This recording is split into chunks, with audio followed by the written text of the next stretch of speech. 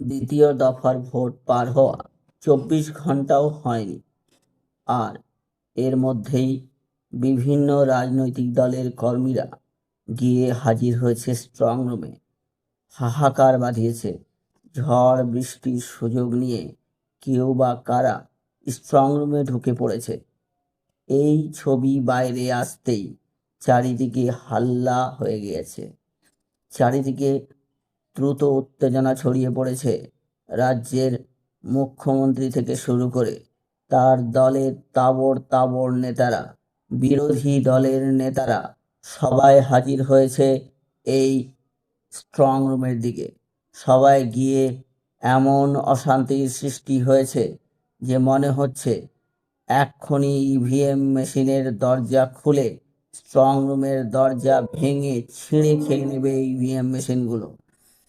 Commission দ্রুত ভয়ে প্রচুর সেনাবাহিনী নিয়োগ করেছে। সেনাবাহিনীগুলো দলে দলে দাঁড়িয়ে রয়েছে, আর বাইরে হাজার হাজার মানুষ। এই অবস্থায় গণতন্ত্রের এই উৎসবের নাকি এটা এক অন্তিম সময়।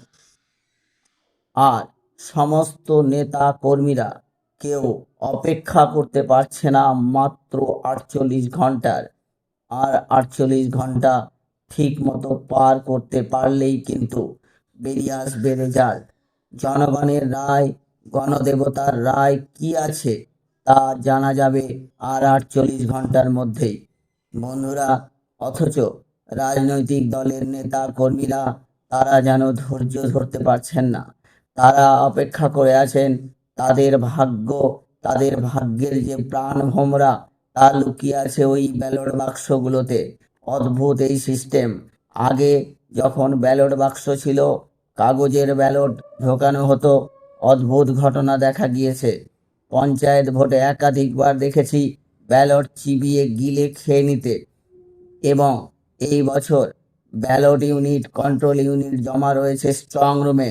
সেই স্ট্রং রুমে চারিদিকে হাহাকার হচ্ছে। চারিদিকে বিভিন্ন দলের নেতা নেত্রীরা ভনভন করছেন, ঘুরছেন, চান্স পেলেই যেন ঢুকে পড়বেন। আবার দেখছেন অন্যরা কেউ ঢুকে পড়েনি তো। এক অদ্ভুত নজিরবিহীন পরিস্থিতির সৃষ্টি হয়েছে বন্ধুরা জেলায় জেলায়। রাতের অন্ধকারে যখন ঝড় বৃষ্টি তুমুল আকার ধারণ করেছে, ঠিক সেই সময় লক্ষ লক্ষ মানুষ ভোটিং মেশিনগুলোর দিকে ধাবিত হচ্ছে। পাহারায় আছে 4টে পুলিশ, 4টে সেনাবাহিনী। তারা কতজন মানুষকে আটকাতে পারবেন? যত সময় এগোচ্ছে তত যেন জনগণের বাঁধ আর বাঁধ তর সইতে পারছে না। তারা যেন হাহাকার করে এগিয়ে যাচ্ছে ইভিএম মেশিনের দিকে। পলিটিক্স, রাজনীতি যতদিন ক্ষমতার কেন্দ্রবিন্দু থাকবে ততদিন ভোট নিয়ে মানুষের মধ্যে এই রকম হাহাকার থাকবে।